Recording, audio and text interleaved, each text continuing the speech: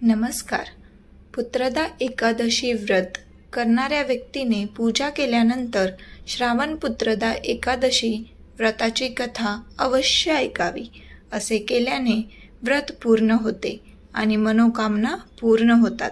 आता त्याची कथा शांतपणे ऐका. याचे श्रवण केल्याने वायपेयी यज्ञाचे फळ मिळते. पुत्रदा एकादशी कथा. द्वापर युगाच्या प्रारंभी महिष्मती नावाचे एक नगर होते, ज्यामध्ये महिजित नावाचा राजा राज्य करत होता. परंतु पुत्रहीन असल्यामुळे राजाला हे राज्य सुखावं वाटत नव्हते. त्यांचा असा विश्वास होता की ज्यांना मुले नाहीत त्यांच्यासाठी हे जग आणि परलोक दोन्ही वेदनादायक आहेत. पुत्राचे सुख मिळावे म्हणून राजाने अनेक उपाय केले, पण राजाला पुत्र प्राप्ती झाली नाही. म्हातारपण येत असल्याचे पाहून राजाने प्रजेच्या प्रतिनिधींना बोलावून म्हटले, लोक हो, माझ्या तिजोरीत अन्यायाने कमावलेला पैसा नाही. तसेच मी कधी देवता आणि ब्राह्मणांची संपत्ती हिसकावून घेतली नाही. दुसऱ्याचा वारसाही मी घेतला नाही. मुलाप्रमाणे प्रजा वाढवत राहिलो. मी गुन्हेगारांना शिक्षा देत राहिलो. कधी कोणाचा द्वेष केला नाही. सर्वांना समान मानले जाते. मी नेहमी सज्जनांची पूजा करतो. मी अशा धार्मिक राज्यावर राज्य करत असूनही मला मुलगा नाही. त्यामुळे मला खूप वाईट वाटते.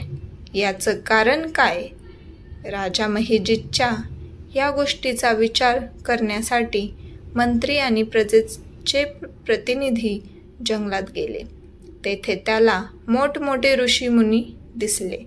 राजाच्या मनोकामना पूर्ण व्हाव्यात म्हणून ते एका महान तपस्वी ऋषीचे दर्शन घेत राहिले. एका आश्रमात त्यांना एक अतिवृद्ध धर्माचे महान तपस्वी, भगवंतामध्ये मन लावून निस्वार्थी असलेले, जितेंद्रिय, जितात्मा, जित क्रोध, सनातन धर्माच्या गूढ तत्वांचा जाणकार, सर्व धर्मग्रंथांचा जाणकार महात्मा लोमश मुनी दिसले. सर्वांनी जाऊन ऋषींना नमस्कार केला. त्या लोकांना पाहून ऋषींनी विचारले की तुम्ही लोक कशासाठी आला आहात? अर्थात मी तुझे भले करीन. माझा जन्म फक्त इतरांच्या भल्यासाठी झाला आहे, यात शंका घेऊ नका. लोमश ऋषींचे असे शब्द ऐकून सर्वजण म्हणाले, हे महर्षे, आमचे शब्द जाणण्यात आपण ब्रह्मदेवापेक्षा अधिक सक्षम आहेस. त्यामुळे आमच्या शंका दूर करा. महिष्मतीपुरीचा धर्मी राजा महिजिताच्या प्रजेचे पुत्राप्रमाणे पालन करतो, तरीही ते निपुत्रिक असल्यामुळे दुःखी आहे. ते पुढे म्हणाले की आम्ही त्यांची प्रजा आहोत, त्यामुळे त्यांच्या दुःखाने आपणही दुःखी आहोत. महापुरुषांच्या नुसत्या दर्शनाने अनेक संकटे दूर होत असल्याने हे संकट नक्कीच दूर होईल असा आम्हाला पूर्ण विश्वास आहे. आता मला राजाचा पुत्र होण्याचा मार्ग सांगा.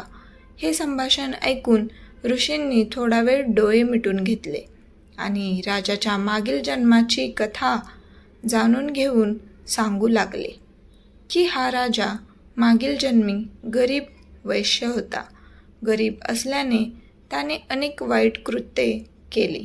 हा व्यवसाय करण्यासाठी गावोगावी जात असे. एकदा ज्येष्ठ महिन्यातील शुक्ल पक्षातील द्वादशीच्या दिवशी मध्यान्हाच्या वेळी 2 दिवस भूक व तहानलेली असताना ते पाणी पिण्यासाठी एका जलाशयावर गेले. त्याच ठिकाणी लगेच लग्न झालेली एक तहानलेली गाय पाणी पित होती. राजाने त्या तहानलेल्या गायीचे पाणी काढले आणि स्वतः पाणी पिऊ लागला. त्यामुळे राजाला हे दुःख सहन करावे लागले.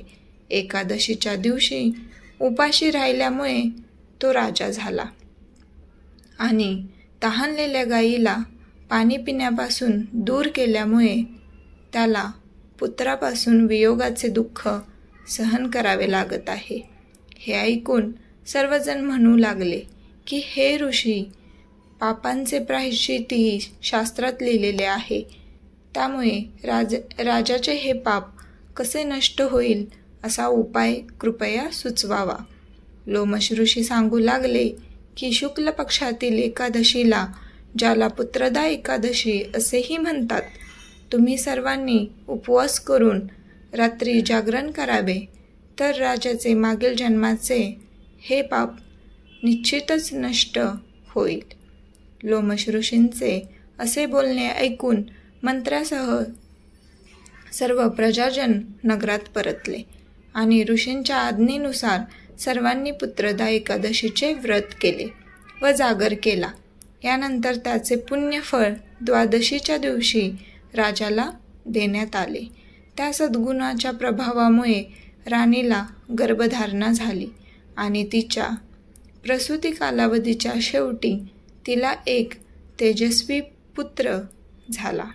म्हणूनच हे राजन, ज्यांना संतती हवी आहे त्यांनी हे व्रत अवश्य करावे. त्याचे महात्म्य ऐकून मनुष्य सर्व पापांपासून मुक्त होतो आणि इहलोकात संतती भोगून परलोकात स्वर्ग प्राप्त होतो. माझी कथा आवडली असेल तर चॅनलला सबस्क्राईब करा, लाईक करा, शेअर करा. धन्यवाद.